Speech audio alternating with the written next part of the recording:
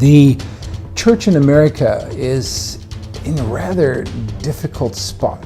We have about 4,000, and some people go as low as 3,000, and I've heard statistics as high as 6,000 churches in America that close every year.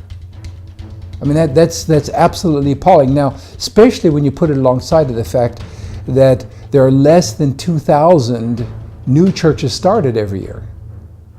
And of those 2,000 churches that are started every year, less than half of them survive for 5 years.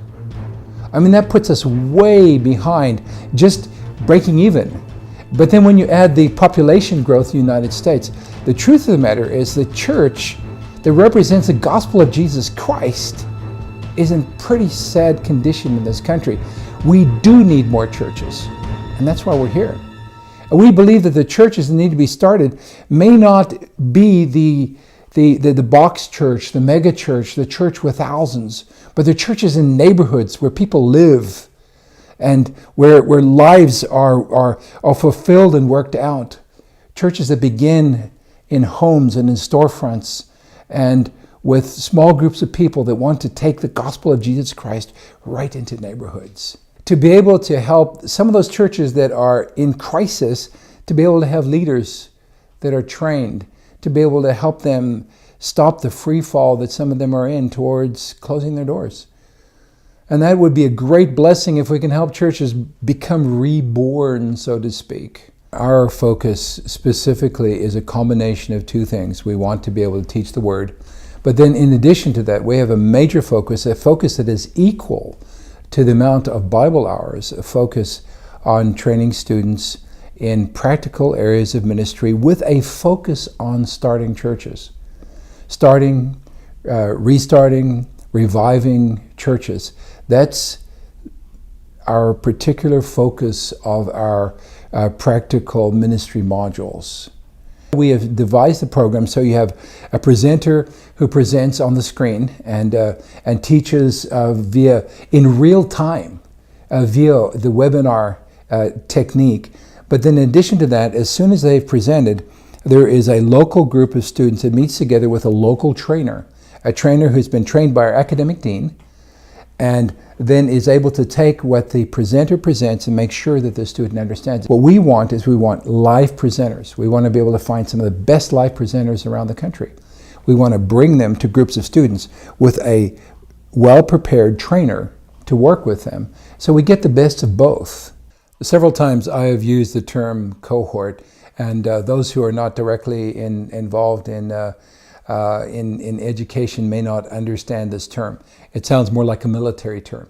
But a cohort is a small group of students. In our particular situation, we identify it as anywhere from 3 to 20 students. Our target is about 7 to 11 students, which is enough to be able to have a classroom feel, but also to be able to have the ability to be able to have interaction. You get too much bigger than that, and we could lose some of that, which is very important to us. And it is very important to us to have cohorts that are able to have the interaction so that the cohort leader, the trainer mentor that we call him, the local trainer mentor, so that he can know that the students in this cohort understand. And that's what he's there for.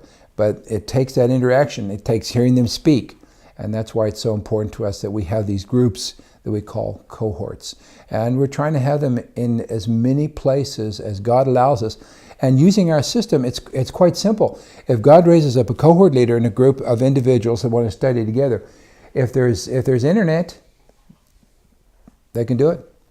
And it can happen. It's a fairly simple process.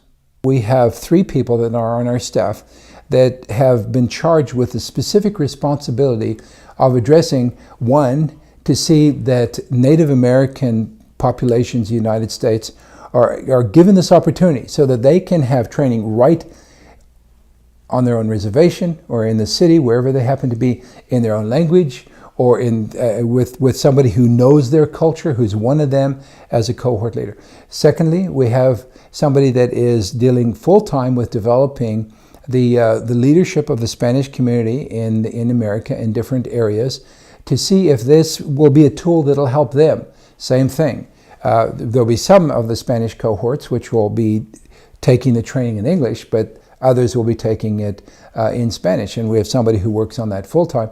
And then we also have somebody that is going to immigration populations around the United States that have come here from anywhere in the world, and they've gathered together and churches have gotten started. He is addressing the Christian leaders in those populations to be able to encourage them to be a part of this, so that this tool can be used for them, so that they can multiply churches in their own culture, the culture that has been picked up and moved here to be a part of the American experience.